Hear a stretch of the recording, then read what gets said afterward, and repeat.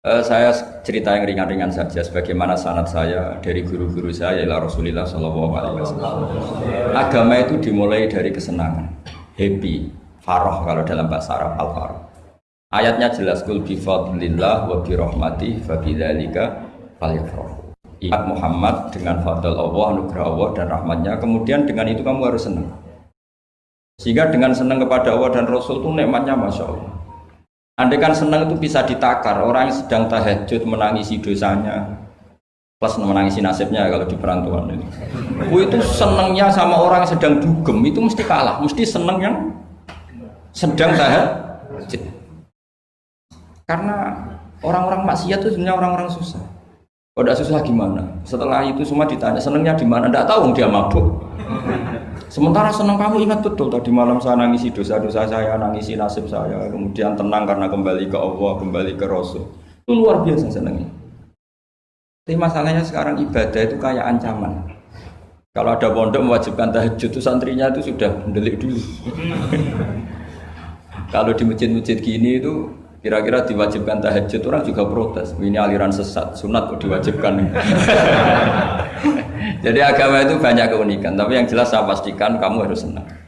Kata Rasulullah SAW tadi, salasun mangkun nafihi wajata halawatal iman. Tiga hal ini, kalau tiga hal ini ada pada kamu, ada pada kita, pasti kita ini menemukan halawatal iman, manisnya iman. Yaitu satu ayyakuna Allahu wa rasuluhu ahabba ilaihi mimma siwahuma. Bahwa Allah dan Rasul itu lebih Anda cintai ketimbang yang lain. Mencintai Allah itu nikmatnya Masya Allah. Caranya gimana supaya kita istiqomah ibadah? Anggap hidup kami itu sehari. Saya ini di Jawa, celok besar, tapi punya uang 200.000 itu ngira banyak sekali. Bukan banyak, banyak sekali. Karena saya ngitung hidup itu per hari. Karena aturannya orang soleh, sama tak ijazahi, pasti kamu nggak mau. Karena kamu pecinta won. Pasti tidak mau. Syarat sahnya orang soleh itu harus nganggap hidup itu hanya sehari. Hanya apa? Wa'mal li akhiratika ka'annaka tamutu ghadan. Beramallah untuk akhiratmu seakan-akan besok mati. Coba kamu yang di perantauan, bayangkan maksiat sampai 60 tahun ke depan kan berat. Sampai seminggu saja kira-kira berat kan. Tapi kalau bayangkan saya tidak akan maksiat semalam ini karena besok saya mati, sukses. Besok berpikir gitu lagi, saya tidak akan maksiat kan hanya sehari. Ternyata besok hidup lagi. Berpikir gitu lagi, tahu-tahu mati betulan setelah 60 tahun. Jadi itu apa ya, satu konsep dari Rasulullah supaya orang itu meninggalkan maksiat itu ringan karena bayangannya hidup banyak. Coba yang ahli maksiat itu diberitahu besok kamu mati, kira-kira malamnya maksiat enggak? Kamu maksiat itu karena bayangkan hidup masih lama. Makanya kata Quran, wahai orang-orang yang beriman, alam yakni lil ladzina amanu an takhsha qulubuhum li dzikrillah wa ma nazala minal haq. Orang-orang iman tuh sudah saatnya khusyuk. Kamu jangan seperti orang-orang dulu. Orang-orang dulu fatola alaihimul amadu faqasat qulubuhum. Orang itu menjadi wangkot, menjadi keras hatinya karena merasa hidupnya itu panjang. Ini penting, ini konsep-konsep yang ada di hadis sahih. Jadi tidak perlu kamu soal ini sahih apa enggak, tak pastikan sahih. Saya ini baca hadis lama sekali. Jadi yang nyoal harus imbang. Kalau enggak kayak Tyson dengan Elias Pikal. Supaya clear, supaya jelas. Saya sering ketemu para pemikir di Jogja dan berkali-kali saya bilang harusnya diskusi itu imbang. Ini bukan karena keangkuhan tapi karena proporsional. Awal maksiat itu dimulai karena tidak senang tercari kesenangan dan pilihannya maksiat. Coba kalau kesenangan itu ada pada taat, itu luar biasa. Sampai Rasulullah itu menggambarkan ketaatan yang baik itu. Ada hadis yang mungkin kalau orang Jogja, orang Solo itu tidak siap karena agak priayi. Nabi pernah ngendikan, wa fi buti ahadikum shadaqah. Kamu ngeloni istri kamu itu ya shadaqah. Sahabat ya tanya, ayati ahaduna syahwatahu wa walahu ajrun. Yang benar aja ya Rasulullah, masa urusan seks, urusan biologis kemudian dia dapat apa? Pahala. Nabi jawabnya ringan saja. Alaihi salawatu aha fi haramin akana alaihi wisrun. Kalau yang digauli itu istri orang atau yang enggak zaujahnya, enggak istrinya, apa dia ada dosa? Ya dosa ya Rasulullah. Fakadzalika lawatuha fi halalin kana lahu ajrnya. Begitulah kalau dia kalau salah letak haram, kalau tepat sasaran ya halal. Segampang itu ibadah itu. Jadi ngumpulin istri ibadah, nimang anak ibadah, ngaji begini ibadah meskipun enggak paham, enggak ada syaratnya paham. Yang menyenangkan dalam Islam kan gitu, ngaji itu udah harus paham. Yang penting datang, pura-pura paham, selesai. Bahkan saya pernah dibully oleh santri itu, ya agak kurang ajar santri itu. Ya santri gak jenengan-jenengan nih, santri tua-tua gitu. Itu Gus, jenengan sama saya nanti di surganya dulu saya. Kenapa? Karena kata Rasulullah SAW itu man salaka tariqan yaltamisu fihi ilman sahalallahu lahu tariqan ilal jannah. Orang yang mengambah jalan, yang mencari jalan, berjuang sekolah, nyari ilmu. Nyari yaltamisu itu maknanya nyari iltimas. Maka orang yang mencari ilmu itu sahalallahu lahu tariqan ilal jannah, akan dimudahkan jalan ke surga. Itu yang nyari loh Gus. Kalau sudah ketemu kayak jenengan tidak masuk hadis itu. Makanya bersenanglah yang sedang nyari tapi belum ketemu. Karena hadis itu untuk yang masih mencari. Itu pasti sampean enggak saya. Wah saya mikir, wah ini nyari hadis apa yang bela saya. Karena hadis ini itu tidak mihak saya, nggak mihak yang sudah ketemu. Yang namanya nyari kan belum ketemu, maka bergembiralah yang nyari ilmu udah alim-alim. Karena syaratnya, ya kan? Man salaka tariqan yaltamisu fihi ilman sahalallahu lahu tariqan ilal jannah. Siapa yang berjalan atau menempuh satu perjalanan mencari ilmu. Di mana-mana mencari itu sudah ketemu belum? Belum. Berarti kiai masuk hadis itu enggak? Alhamdulillah, karena kiainya sudah ketemu ilmu. Maka bergembiralah jenengan saat tidak paham, artinya masih mencari. Makanya kalau mau paham jangan paham.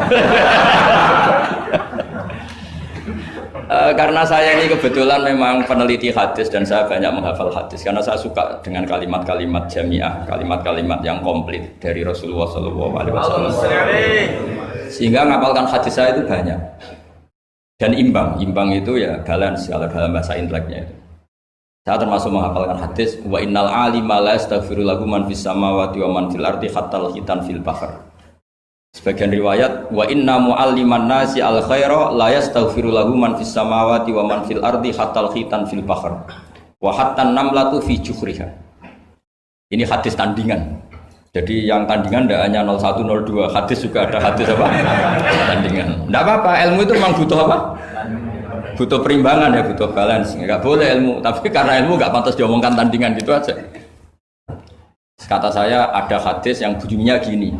Wa innal alima, orang alim itu akan dimintakan ampun oleh penduduk langit. Jadi semua malaikat Jibril dan Mikail, semoga termasuk Israel, itu memintakan maaf untuk orang alim, tidak yang belum alim. Itu kamu udah masuk hadis itu.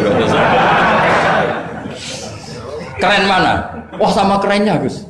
Saya masuk surga, yang jenengan nanti juga masuk. Ya sudah, nggak usah geger ketemu di sana. Jadi ini penting. Nah sekarang problem Islam sekarang adalah yang garis keras pakai hadis-hadis garis keras untuk mengadili yang garis lunak pakai hadis-hadis yang garis lunak untuk mengadili hadis kelompok-kelompok garis keras. Itu tidak fair. Nggak fairnya adalah Islam itu kafah itu artinya konsepnya itu komplit, tidak boleh separuh. Saya punya sedikit ini yang agak serius, tapi tidak usah masukkan hati. Nanti kalian protes nggak bagus Israel itu.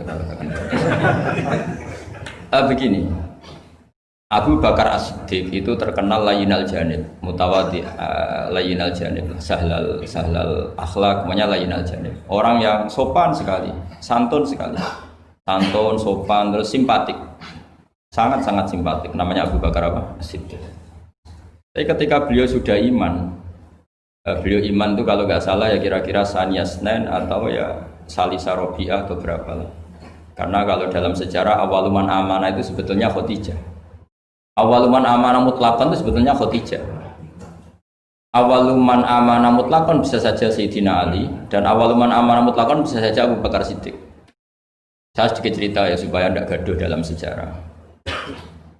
Ketika Rasulullah umur 25 itu, ketika beliau umur 20 itu Khadijah itu karena punya paman penginjil namanya Waraqah bin Naufal, itu sudah tahu kalau Nabi akhir zaman ya Muhammad itu, sehingga dia memerintahkan hulamnya namanya Maisarah. Maisarah itu nama cowok, nama lelaki. Ini perlu dicatat. Nanti kalau kamu tahu Maisarah menemani Nabi dalam perjalanan, terus kamu tiruah cari Maisarah ya. Maisarah itu nama lelaki ya. Lihat ya, Maisarah itu nama. Orang Arab memang lucu. Biasa nama lelaki pakai tak muannas kalau dalam ini Mas Rois ini bahasa gontornya itu. Kalau bahasa Arab biasa Maisarah lelaki, Tolha lelaki, Hamzah lelaki. Jadi biasa kalau bahasa Jawa kan enggak, soleh dan solihah, muslimin dan muslimat, pokoknya kalau ada tak itu muannas. Sebenarnya bahasa itu agak enggak harus. Tapi tahunya baru gitu sudah bagus loh. Bisa naik kelas. Akhirnya Maisarah itu disuruh Khadijah khusus untuk meneliti Muhammad. Dulu masih jangkar karena belum Rasulullah. Setelah diteliti di perjalanan ke Syam, mengikuti dagang. Semua keajaiban dan alamat nubuwah itu ada semua, termasuk tuzilluhul ghamamah tuti'uhus sahaib. Setiap perjalanan yang terik itu matahari pas apa? Ghamamah itu apa? Mendung mengayomi Nabi. Saya termasuk orang yang ditakdir pernah di pohon tua yang dulu jadi alamat nubuwah. Di Jericho itu ada pohon tertua di dunia. Pas saat di situ malah ada film dokumenter Kristen pas itu. Karena pohon itu semua Nabi pernah duduk di situ. Termasuk Nabi Isa dan Nabi Muhammad SAW. Dan itu para pendeta tahu reaksi pohon. Jadi kalau sampai yang duduk pohonnya agak reaksi biasa saja. Tapi kalau Nabi yang duduk itu akan direaksi. Misalnya Nabi duduk di barat, kemudian matahari teriknya dari barat, pohon itu akan pindah ke barat supaya geser. Sehingga Rohibu Khairah itu tahu ini calon Nabi sesuai definisi atau kriteria yang ada. Singkat cerita, setelah Maisarah lapor sekian alamat Nabi itu diceritakan Khadijah, terus Nabi ketika umur 25 dia memantapkan diri untuk nikah sama orang yang bernama Muhammad. Tapi Khadijah itu mulai agak kecewa. Kok enggak jadi Nabi? Biasa-biasa saja, tetap dagang saja, Nabi tetap dagang.